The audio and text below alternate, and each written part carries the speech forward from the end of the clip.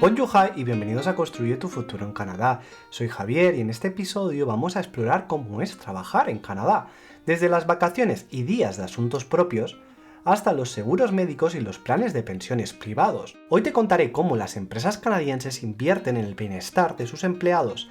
¡Let's go! ¡Comencemos! Hoy me gustaría hablarte de cómo funciona el mercado laboral canadiense y sobre todo qué te vas a encontrar una vez que pases esa entrevista final y te incorpores a tu nueva empresa. Todo va a estar condicionado dependiendo del tipo de empresa. Y es que si fuera una empresa pequeña va a partir seguramente de lo mínimo que marque la ley. Y por lo tanto los beneficios sociales no van a ser muy grandes. Por contra, si tú entras a trabajar en una empresa que es más grande o multinacional, seguramente ofrezcan mayores beneficios para captar empleados o incluso si tienen sindicatos los procesos van a estar mejor definidos. Dependiendo del tipo de empresa que entres vas a encontrarte unas cosas u otras, pero que sea grande no te va a asegurar que te encuentres una empresa excelente y por contra tampoco entrar a una empresa pequeña significa entrar en una empresa que te van a explotar.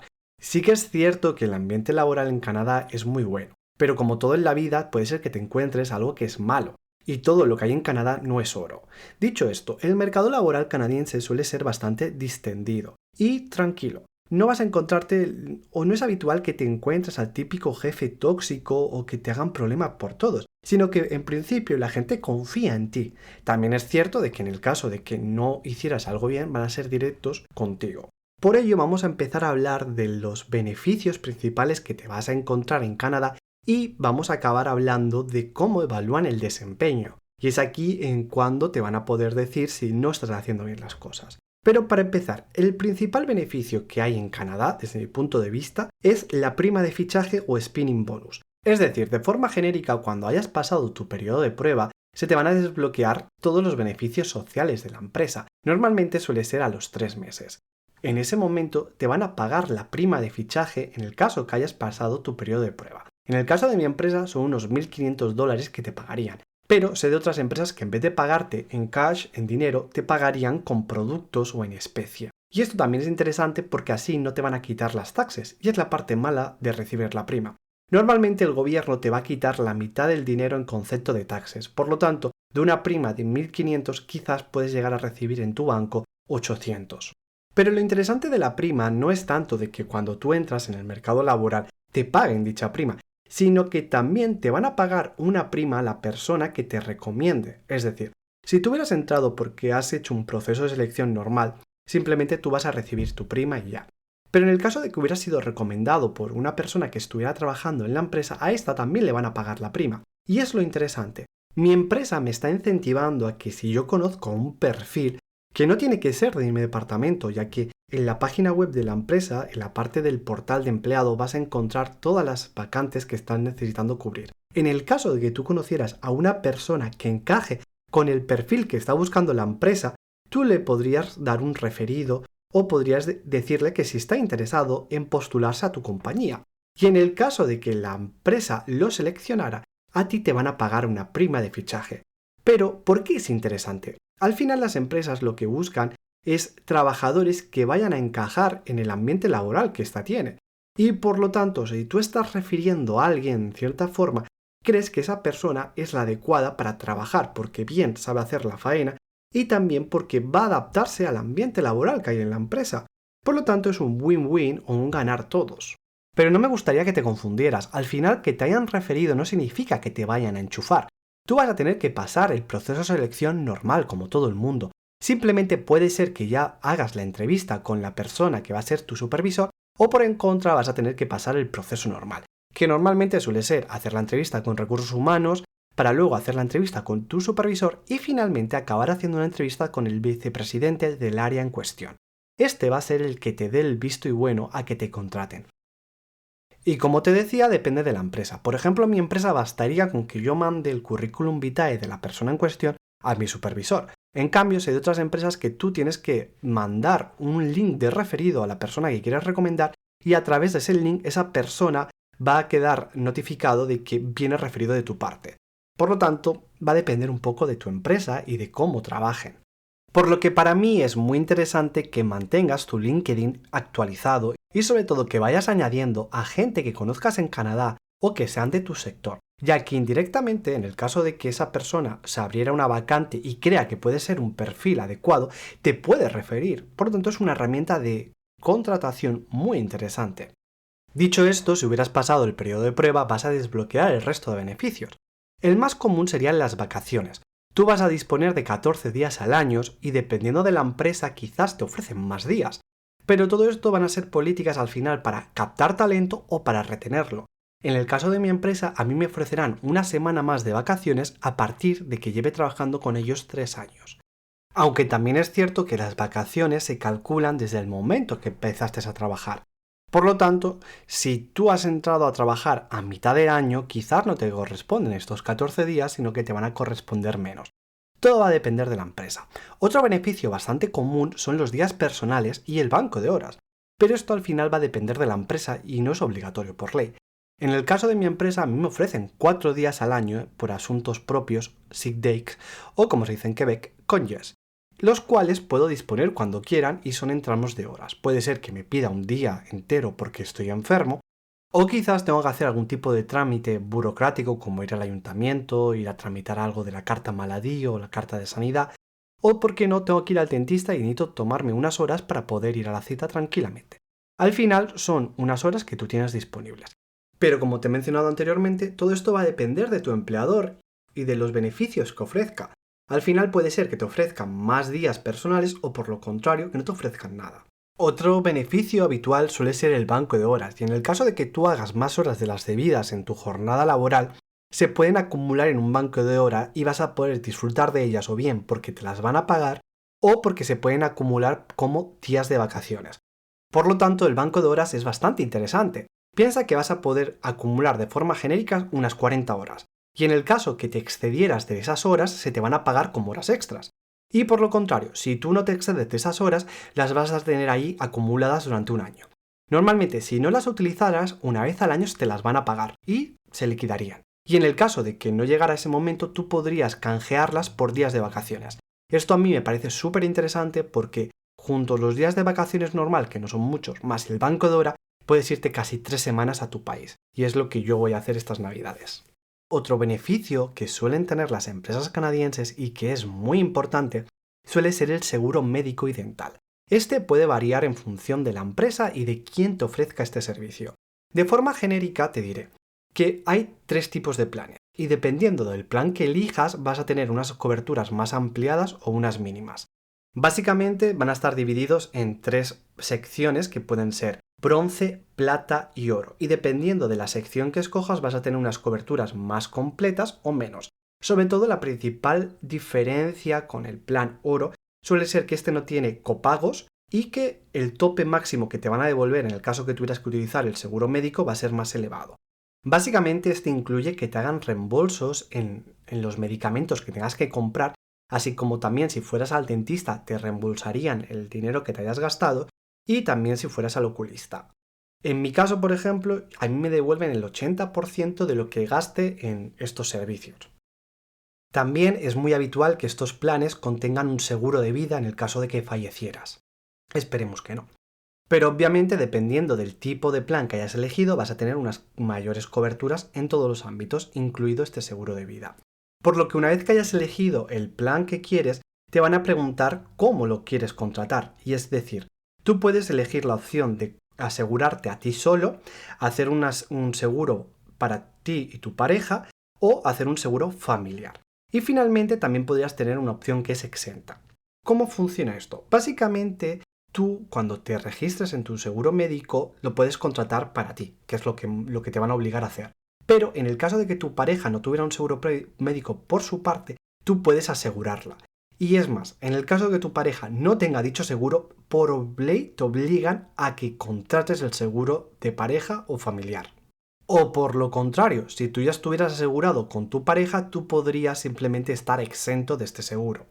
Igualmente, estar exento no significa que no vayas a pagar, sino que vas a pagar una cantidad muy pequeña porque te van a dar una complementación del seguro como tal. Por lo que, dependiendo del tipo de seguro que hayas contratado y de las coberturas que tenga este seguro, es decir, si es individual, familiar, etc., va a calcularse según unas tablas de salario cuál es la cantidad que tienes que pagar. y cada vez que recibas tu paycheck vas a ver que te van a descontar el coste del seguro.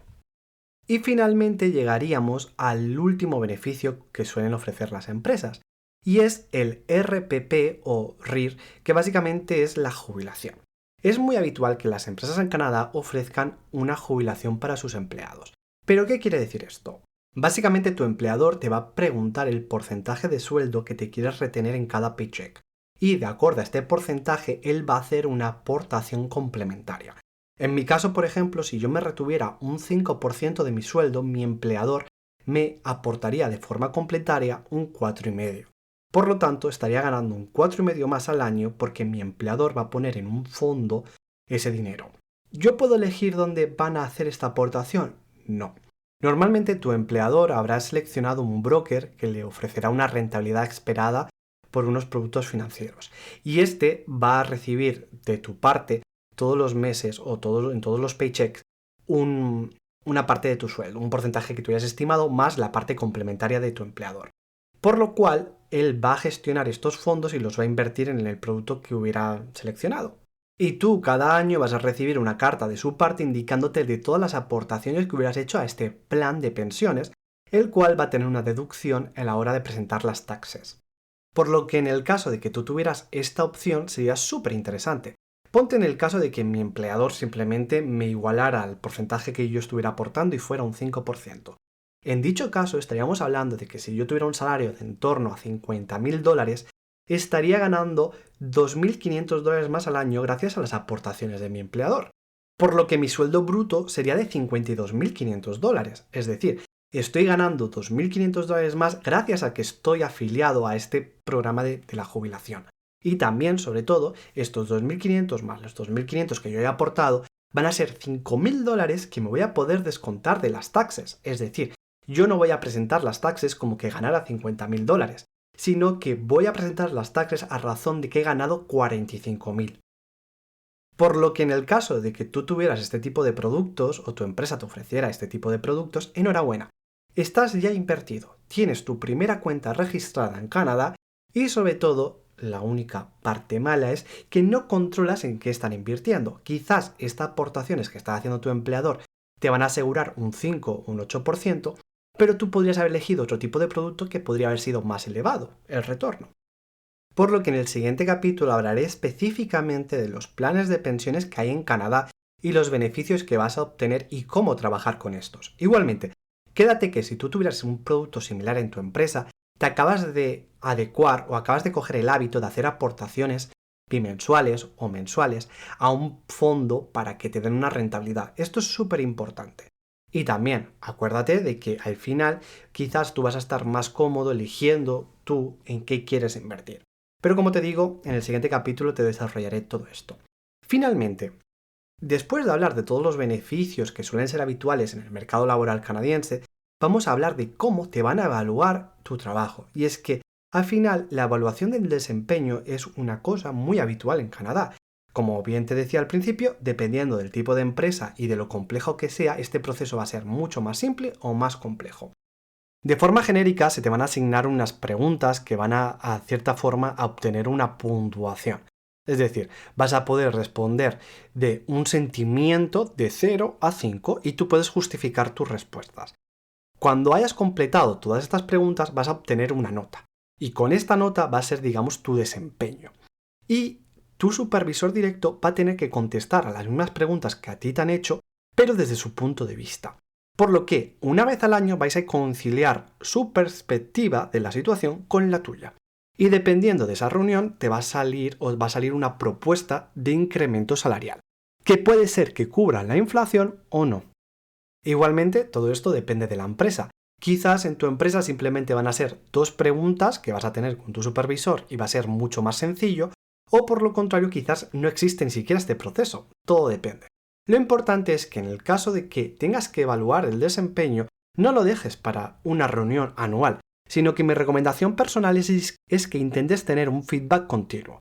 ¿Y a qué me refiero? Si puedes, intenta tener una vez al mes una conversación constructiva con tu jefe para que te comente cómo te ve y cómo está saliendo el trabajo, ya que de no hacerlo, de no tener esta iniciativa, estarías exponiendo todo tu rendimiento del año a una sola reunión bajo una serie de preguntas. Me parece súper peligroso.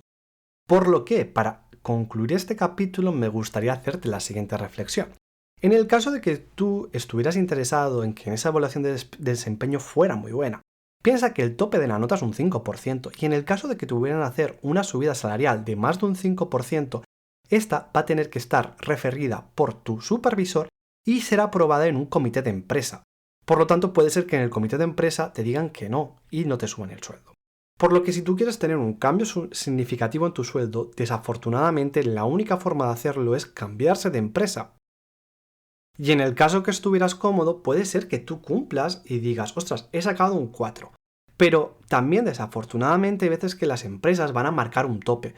Por ejemplo, puede ser que el tope de subida salarial para ese año sea un 3% y que te encuentres que tú has sacado un 4. Van a pagarte un 3. Y en el caso de que tu rendimiento haya sido muy malo y te den un 1 o un 2, te van a pagar el mínimo o nada. Por lo que una vez que te hayas integrado en el mercado laboral canadiense, lo que tienes que saber es que, enhorabuena, estás dentro. Y una vez que tú hayas pasado tu periodo de prueba, ya tienes una experiencia válida en Canadá. Por lo tanto, si volvieras a hacer otro proceso de selección, ya vas a cumplir con los requisitos mínimos que van a marcar las empresas. Tienes una experiencia que te convalida toda tu experiencia que hubieras tenido en tu país, más una experiencia en Canadá. Me parece súper interesante que sepas esto. Y en el caso de que te quisieras cambiar de trabajo, valora la opción de utilizar LinkedIn para encontrar a empleados o para encontrar a profesionales que sean similares a los que tú haces y te puedan dar un feedback, no solo porque vayan a recibir un referido, sino que te expliquen un poco cómo es la situación en sus empresas y si realmente te convence. Igualmente, para mí, el factor fundamental a la hora de buscar una empresa en Canadá es que tengan un plan de pensiones. Me parece que es lo más importante, porque al final te están ayudando a tener un dinero reservado en la jubilación y no pagar tantos impuestos. Y en el caso que tu empresa no te ofrezca este beneficio, entonces te recomendaría que intentarás encontrar una empresa que te ofrezca el seguro médico. Es súper importante en Canadá. Al final, ir al dentista es extremadamente caro, así como ciertos medicamentos o ir al oftalmólogo. Por lo tanto, yo te recomendaría que intentaras buscar estos beneficios en los procesos que quieras entrar. Si no, por mucho que te paguen un buen salario, al final uno en la vida, desde mi punto de vista, busca un salario y un proyecto. Y una vez que tienes esas dos cosas cubiertas, yo creo que lo siguiente que te podría decantar de empresa serían los beneficios sociales que te ofrezcan. Por lo que antes de finalizar este capítulo me gustaría recordarte lo siguiente. Puedes dejar comentarios en la descripción de este episodio comentando qué te ha parecido el podcast o sobre todo dando tu opinión sobre qué beneficios ofrece tu empresa o qué es diferente. Y en el caso que hubiera dicho alguna cosa que tú quieras complementar, por favor deja tu opinión en los comentarios. Ahora sí, gracias por escuchar este capítulo. Te dejo en la descripción de este episodio los enlaces de Wealthsimple, Trade Republic e Interactive Brokers. Me gustaría recordarte que el mejor momento para plantar un árbol fue hace 20 años. El segundo mejor momento es ahora, up to you. Si te ha gustado mi podcast, te agradecería que lo valoraras con la mejor nota en Spotify y en Apple Podcasts, así como seguirnos. Y si te animas, dejar tu opinión en los comentarios. También me gustaría pedirte que si conoces a alguien que quiera migrar o esté viviendo en Canadá, le compartas este episodio. Así como también compartir este episodio con ese amigo que te encantaría trabajar con él. Quizás en su empresa o en la tuya hay un referido como recompensa. Recordarte que si tienes cualquier duda respecto a la visa Work and Holiday, puedes unirte al canal de Telegram Work and Holiday Canada. Ahí tanto Lily como yo te podremos contestar tus dudas o también me puedes mandar un correo. Te animo a que te apuntes a la newsletter. Chao, chao, mis amis.